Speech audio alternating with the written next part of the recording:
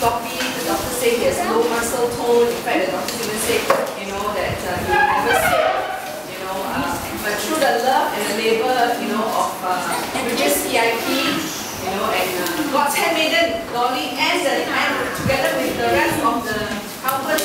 For me, I can't remember everyone's name, but Jimmy Hart, Rachel, Jim Francis, and everyone else, okay, that has been really instrumental in the lives of all the children here.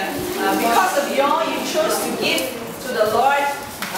Our children has a greater opportunity at life, you know, and we really want to thank you for all the love that you've shown. We know that you really love the children, and we really wish you well as you go, and as the Lord guides you to a greater place, to a new beginning, and He will give you the grace and strength as you find a new work.